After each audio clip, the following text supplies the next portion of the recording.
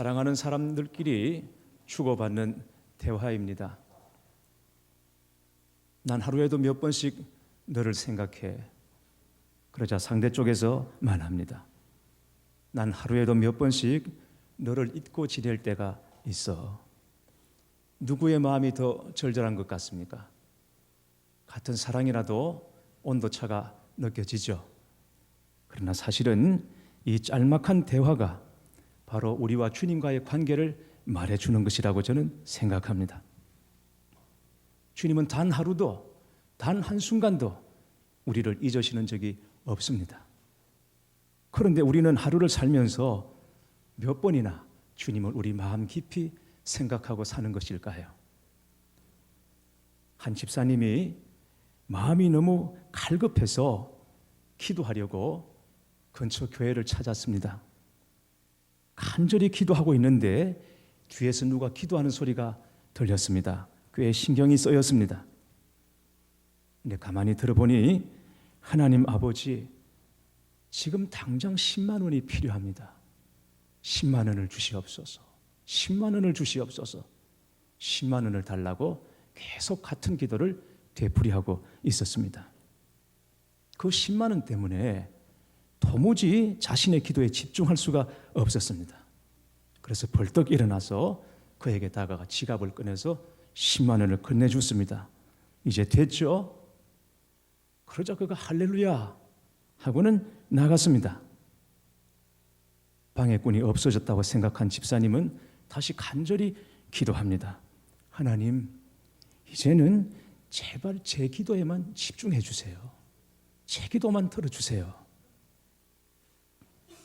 사람들은 누구나 자신이 더 관심받고 싶어 합니다.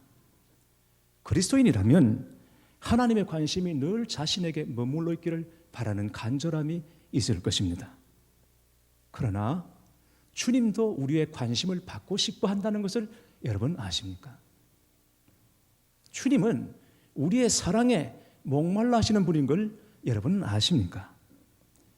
요한복음 21장에 보면 부활하신 예수님께서 갈릴리 바다로 베드로를 찾아가 만나시는 이야기가 나옵니다. 베드로는 이미 3번이나 주님을 부인하고 저주한 터라 주님의 부활을 알았음에도 불구하고 차마 가까이 할 수가 없었습니다. 그래서 이전에 하던 대로 고기를 잡고 있었습니다. 그러나 주님은 베드로를 보시고 과거에 대해서, 그의 배신에 대해서 일절 말씀하지 않으십니다. 오직 한 가지만 물으십니다. 요한의 아들 시몬아, 네가 나를 사랑하느냐? 주님은 베드로의 사랑의 고백을 듣고 싶으셨던 것입니다. 그래서 네가 나를 사랑하느냐라고 물으십니다. 3번 같은 질문을 반복하십니다. 그러나 사실은 똑같은 질문이 아닙니다. 첫 번째, 두 번째, 세 번째 물으시는 사랑의 격이 다 다릅니다. 첫 번째, 두 번째 사랑을 물으실 때 베드로는 주님을 이미 배신한 마당에 차마 자신이 주님을 사랑한다고 감히 말할 수가 없어서 근심 어린 목소리로 제가 주를 사랑하는 줄 주님이 아시나이다 라고 간신히 대답했습니다. 그러나 주님은 3번째 다시 물으십니다. 요한의 아들 시몬아, 네가 나를 사랑하느냐? 여기 이 사랑은 아가페가 아닙니다. 완전하고 절대적인 사랑이 아닙니다. 그것은 친구들끼리 우정을 주고받는 정도의 사랑을 말하는 것입니다. 그러니까 예수님께서 베드로에게 원하셨던 것은 최소한의 관심과 최소한의 사랑, 그것 나에게 줄 수 있겠느냐라고 물으시는 것이었습니다. 그때 베드로는 내가 주를 사랑하는 줄 주께서 아시나이다. 주님이 제게 부어주신 그 완전하고 절대적인 사랑에 저는 부끄러운 자입니다. 그러나 제 부족한 사랑이나마 주님께 드립니다. 이런 것이었어요. 그러나 주님은 그 사랑의 고백을 들으시고 베드로를 다시 회복시켜 주시고 사명자로 일으켜 주셨습니다. 여러분도 주님 사랑하시지요? 아멘이시지요? 그러나 지금 우리가 주님을 사랑한다고 말할 때 그 사랑은 위대하거나 완전한 사랑이 아닐 수도 있습니다. 우리 입으로 사랑이 완전하다고 말할 때, 우리가 주님을 사랑한다고 말할 때 그게 완전한 사랑이 아닐지도 모른다는 것은 우리는 흠도 점도 부족함도 너무 많기 때문이고, 우리도 이따금씩 배신의 문 앞을 배회하며 살았기 때문에 우리의 사랑은 완전하다고 말할 수가 없는 것입니다. 그럼에도 불구하고 주님은 오늘 우리에게 원하시는 것이 있다면 그 위대하고 완전한 사랑이 아닐지라도, 그러나 세상과는 좀 구별된 우리 안에 따로 구별해 둔 마음, 곧 주님을 향한 단순한 관심이 될지도 모르는 것입니다. 오늘 말씀은 여리고의 세리장 삭개오가 예수님을 만나는 장면입니다. 삭개오는 세리들을 총감독하는 우두머리이자 큰 부자였습니다. 이스라엘 전역에서 세금이 가장 많이 징수되는 곳은 여리고와 갈릴리 그리고 가버나움이었습니다.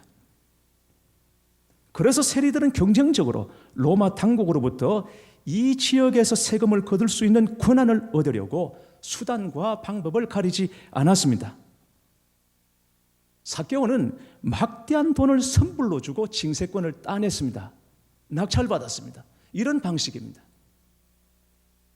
누가 이 지역에서 세금을 더 많이 바칠 수 있느냐, 그걸 선불로 받습니다. 공개 입찰 형식인 것입니다. 거기서 가장 많이 입찰하는 사람이 낙찰받게 되는 거예요. 그런데 여리고 지역에서 세리 삭개오가 가장 많은 돈을 걸었습니다. 로마 당국이 세리장으로 임명했습니다. 그 정도로 부자였다는 것입니다. 근데 당시 유대인으로서 이렇게 돈이 많은 이유는 고리 대금이나 부정적인 방법이 아니고는 결코 부자가 될 수 없었습니다. 그러니까 삭개오는 자신의 동족으로부터 혐오스러운 눈총과 멸시를 받고 있는 죄인의 대명사라고 보시면 됩니다. 그런 삭개오가 어느 날 주님을 만나게 됩니다. 예수님이 여리고로 지나가신다는 소문을 들었습니다. 삭개오는 예수님이 어떤 분이신지 꼭 한번 만나보고 싶었습니다. 그래서 예수님이 지나가신다는 곳으로 갔습니다. 갔더니 먼저 온 사람들로 인산인해였습니다. 비집고 들어갈 틈이 없습니다. 더군다나 삭개오에게 자리를 내줄 사람은 아무도 없었습니다. 그러니 어떻게 합니까? 예수님을 꼭 보기는 해야겠고 들어갈 수는 없고 하는 수 없이 돌 무화과 나무 위로 올라간 것입니다. 삭개오가 왜 나무 위에 올라갔습니까? 예수님을 사랑했기 때문에, 주님 못 보면 죽을 것 같았기 때문에? 그렇지 않습니다. 삭개오는 단지 예수님이 어떤 사람인지를 알고 싶었던 것입니다. 그가 예수께서 어떠한 사람인가 하여 보고자 하되, 이미 갈릴리에서 많은 세리들이 예수님을 만나서 변화되었다는 소문을 듣고 도대체 누군가, 어떤 사람인가, 그게 궁금해서 만나보고 싶었던 것입니다. 삭개오는 유대관원 니고데모처럼 예수님을 따로 찾아와 만나지도 않았습니다. 소경 바디메오처럼 다윗의 자손 예수여 나를 불쌍히 여기소서 필사적으로 예수님께 매달린 적도 없습니다. 다만 예수라는 사람이 누구인지 그게 궁금해서 만나보고 싶었던 것이죠. 아마 그날 예수님을 보고 예수님이 아무런 반응 없이 그냥 지나가셨더라면 아, 저분이 예수님이구나 그러고 말았을 것입니다. 그런데 사람은 많죠. 키는 작죠. 나름대로 자기 한계를 극복하기 위해서 나무 위로 올라갔는데, 나무 위에 올라간 그 삭개오를 예수님이 그냥 지나치지 않으셨습니다. 주님은 걸음을 멈추시고 삭개오야 속히 내려오라. 내가 오늘 내 집에 유하여야 하겠다라고 말씀하셨습니다. 삭개오가 놀란 것은 다른 것이 아니라 삭개오야 라고 불러주시는 주님의 음성 때문이었습니다. 삭개오야, 이름은 부르라고 있는 것입니다. 그러나 삭개오는 어느 누구도 이름을 불러주는 사람이 없습니다. 도둑놈, 날강도, 반역자, 매국놈 다 그렇게 불렀지 삭개오라고 따뜻하게 이름을 불러주는 사람이 아무도 없었습니다. 아, 저기 삭개오가 지나가는구나. 아니, 저기 도둑놈이 지나가는구나. 저기 날강도가 지나가는구나. 반역자, 매국노가 지나가는구나. 다 그렇게 멸시했을 뿐이지 어느 누구도 삭개오라고 따뜻하게 이름을 불러주지 않았습니다. 그런데 예수님께서 그날 삭개오를 보시고 삭개오야, 누가 알려드린 것도 아닌데 어떻게 아셨는지 삭개오의 이름을 부르셨습니다. 이름을 불렀다는 것은 예수님께서 이미 삭개오에 대해서 알고 계셨다는 것이죠. 그런 것입니다. 그날 예수님께서 왜 여리고로 지나가셨는가? 삭개오를 만나기 위해서, 삭개오를 만나기 위해서 주님에게 관심을 가지고 있는 이 불쌍한 한 영혼의 이름을 불러주시기 위해서 예수님께서 여리고로 그 돌 무화과 나무 아래로 행보를 정하신 것입니다. 사실 여리고는 그런 사연이 있는 도시입니다. 이스라엘이 출애굽해서 가나안을 점령할 때 여리고 전투를 앞두고 그 성 안에 기생 라합을 하나님께서 기억하시고 그를 찾아내십니다. 그 한 여인을 구원하시기 위해서 여리고 전투의 전략과 타이밍을 새롭게 모색하십니다. 기생 라합이 가나안 정복 전쟁에 지대한 영향을 미친 것이 아닙니다, 여러분. 라합이 승리의 결정적인 키를 가지고 있었던 사람이 아니었습니다. 그녀는 다만 멸망을 도성해서 유일하게 하나님을 알았고 하나님을 찾았던 한 이방 여인에 불과했습니다. 그는 하나님에 대해서 배운 바도 없고 하나님의 백성으로 살아갈 훈련을 받은 적도 없습니다. 그는 단지 들은 대로 하나님에 대하여 관심을 가졌고 세상 나라는 멸망할지라도 하나님은 영원하시다는 단순한 믿음을 가지고 있었던 것입니다. 그런데 지금 우리는 바로 이 단순하고 소박하고 원초적인 믿음을 도전받고 있습니다. 주님은 마지막 때에 다른 것이 아니라 성도들의 믿음을 걱정하셨습니다. 지금 우리에게 문제는 흉포하고 무지막지한 죄가 아니라 노아의 때가 그랬던 것처럼 자신도 모르게 일상에만 파묻혀 살아가는 것입니다. 그렇게 해서 얻는 것은 무엇이고 잃는 것은 무엇일까요? 저는 우리 성도님들이 수고하고 애쓰는 대로 얻을 수 있는 삶이 되기를 위하여 기도하고 있습니다. 아니, 그뿐만이 아닙니다. 수고하고 애쓴 것 이상으로 우리 성도님들이 기도하는 것 이상의 열매를 얻는 삶을 살기를 위해 기도하고 있습니다. 그러나 그 대가로 잃는 것이 믿음이 되어서는 안 될 것입니다. 주님이 이것을 걱정하십니다. 인자가 올 때에 세상에서 믿음을 보겠느냐? 우리의 관심과 우리의 마음의 중심이 조금만 더 주님께로 기울어졌으면 좋겠습니다. 한 걸음만 더 주님께로 가까이 다가갈 수 있었으면 좋겠습니다. 저는 오늘 삭개오를 미워하려고 하지 않습니다. 그러나 삭개오가 나무 위로 올라간 것은 그리 쉬운 결정이 아니었다는 것은 여러분 아셔야 합니다. 왜? 그건 자존심의 문제이니까. 여러분 생각하실 때 삭개오는 돈만 아는 사람, 돈으로 사는 사람인 줄 알지만 사실은 삭개오는 자존심 하나로 사는 사람이었습니다. 동족들이 혐오하고 손가락질하고 멸시하고 침뱉을수록 더욱 강해진 것은 그의 자존심이었습니다.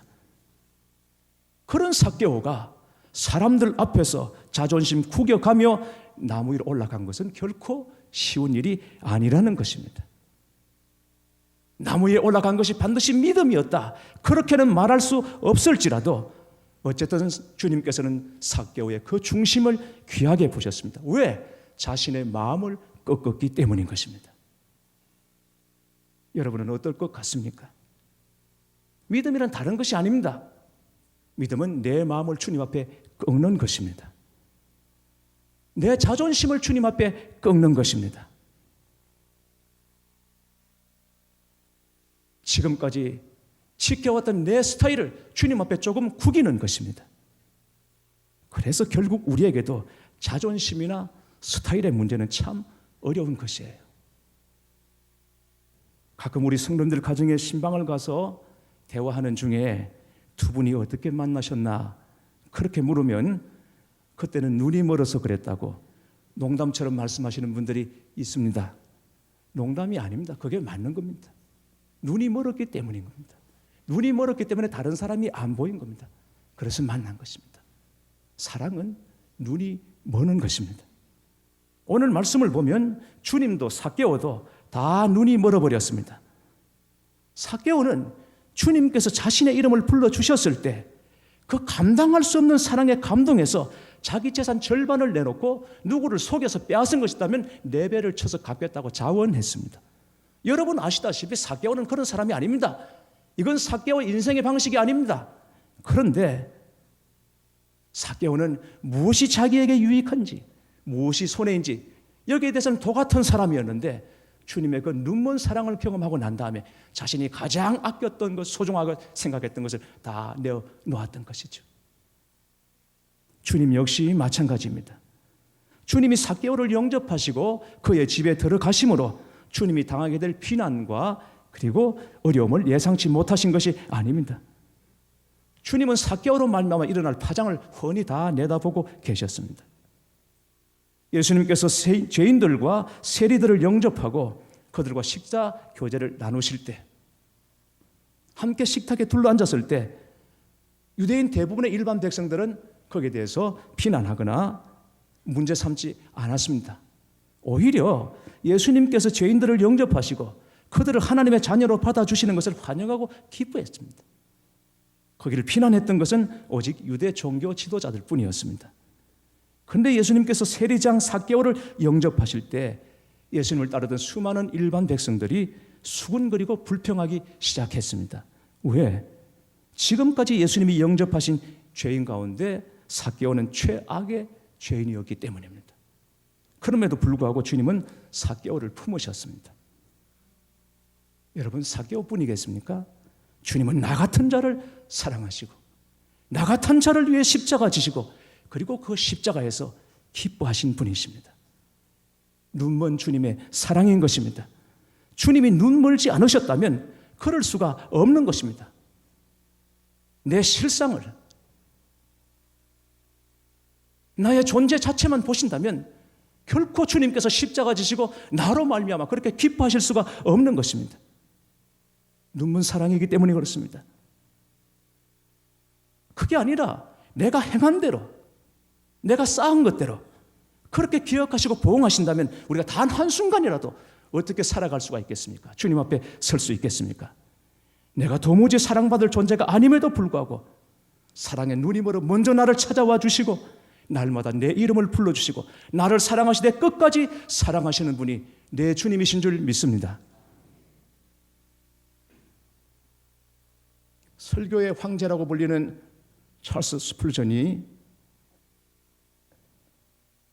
청년 시절에 그가 주님을 인격적으로 만나지 못하고 몹시 방황했던 적이 있었습니다. 할아버지도 아버지도 다 목사였지만 확신을 갖지 못하고 젊은 시절을 보냈습니다. 방황했습니다. 그러다가 어느 눈이 심하게 오는 날 자기가 늘 나가던 교회 눈 때문에 가지를 못하고 가는 길에 있는 한 교회에 들어갔는데 감리교회였습니다. 감리교회는 아주 본능적으로 싫어했습니다. 왜? 너무 열광적으로 찬양하고 너무 뜨겁게 기도하고 이게 도무지 자기하고 맞지를 않아서 감리교회 하면 그냥 짜증부터 났습니다. 그래서 마음이 닫혀 있었어요. 그런데 그날 설교자가 눈길에 교회를 오지 못한 거예요. 그러다 보니까 모이는 회중 중에 한 사람이 나와서 오늘 설교자가 눈 때문에 못 와서 제가 대신 설교를 하겠다. 낙심했습니다. 스플전이. 발음도 엉터리죠. 교육 수준도 낮아 보이죠. 그날 그 설교자가 택한 본문이 이사야 45장 22절 말씀이었습니다. 땅끝의 모든 백성아 나를 앙망하라. 그리하면 구원을 얻으리라. 나는 하나님이라 다른 이가 없음이니라. 이 한 구절을 읽고 설교를 하는데 진부하게 나가기 시작합니다. 그럴 수밖에 없는 게 준비 없는 설교이니까. 그런데 이 설교자가 앞에서 외치는 것입니다. 본문에는 앙망하라고 했습니다. 앙망이란 본다는 것입니다. 자, 본다는 것은 별로 수고가 따르지 않는 것입니다. 손을 드는 것보다 발을 드는 것보다 쉽습니다. 그저 보라고 하였습니다. 어떤 분은 자기 자신을 보는 사람이 있을 것입니다. 아무 소용없습니다. 어떤 분은 환경을 보는 사람이 있을 것입니다. 역시 아무 소용없습니다. 성령께서 역사하실 때가 있으니까 그때까지 기다려야지 그런 분도 계실 것입니다. 그러나 나는 말합니다. 예수 그리스도를 바라보십시오. 사람들은 지루해서 어쩔 줄을 몰라 했습니다. 앞도 뒤도 없고 밑도 끝도 없는 얘기를 그렇게 해대니까 몹시 지루했습니다. 그러나 스펄전은 달랐습니다. 처음에는 마음을 닫아두었다가 한마디 한마디 더해갈 때 그는 강한 충격을 받았습니다. 설교자가 갑자기 소리치기 시작했습니다. 나를 보라. 나는 피 같은 땀을 흘리노라. 나는 십자가에 달려있노라. 그러더니 스펄전을 쳐다보았습니다. 젊은이 몹시 가련해 보이는군. 그러더니 갑자기 병력 같은 소리를 지르면서 젊은이 예수 그리스도를 바라보시오. 바라보시오. 바라봐요. 스펄전은 그 순간 자기도 모르는 사이에 정말 예수님을 바라보게 되었다고 말하는 것입니다. 오랜 방황, 습관적인 신앙에서 비로소 그가 벗어나게 된 것입니다. 예수 그리스도 십자가 피, 하나님의 사랑, 하나님의 은혜, 그동안 의욕 가운데 빠져있던 모든 이 주제들이 한꺼번에 다 벗겨지게 되고 예수 피를 알고 십자가를 알고 하나님의 사랑과 은혜를 깨닫게 되었다고 말합니다. 그런 스펄전이 목회를 하는 중에 하루는 몹시 괴로워하며 울고 있었습니다. 사모님이 물었습니다. 왜 울고 있어요? 힘든 일이 있어요? 아니면 슬픈 소식이라도 있나요? 스펄전이 눈물을 그치고 심각한 표정으로 말합니다. 내가 지금 울고 있는 이유를 알고 싶소? 그것은 말이요, 오늘은 내가 십자가를 생각해도 아무런 감동이 없단 말이요. 이 사실이 너무나도 가슴 아프게 느껴졌어. 나에게 십자가에 감격이 없고 이렇게 메말라 있는데 어떻게 다른 사람에게 십자가를 바라보라고 말할 수 있겠어? 사랑하는 교회 여러분, 여러분은 어떻습니까? 십자가를 바라보면서도 날마다 주님의 이름을 부르면서도 속에서 아무런 감동 없이 살고 있다면 이게 도대체 어떻게 된 일입니까? 주님을 온전히 바라볼 수 있게 해달라고 기도해야 되지 않겠습니까? 아직도 내 안에 꺾이지 않은 것이 있다면 주 앞에서 꺾이게 해달라고 우리가 진짜 기도해야 되지 않겠습니까? 삭개오라는 뜻의 이름은 순수하다는 뜻입니다. 그러나 여러분, 삭개오가 순수합니까?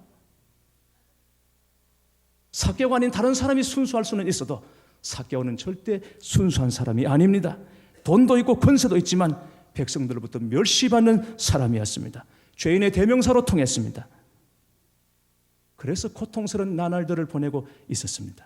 바로 그러한 때에 주님을 만나기 위해 그는 나무 위로 올라간 것입니다. 그날 여리고의 수많은 사람들이 예수님을 보기 위해 거리로 나왔지만 그래도 삭개오가 가장 순수한 동기를 가지고 주님을 만났다고 말할 수 있지 않겠습니까? 왜 그렇습니까? 자신을 꺾었기 때문인 것입니다.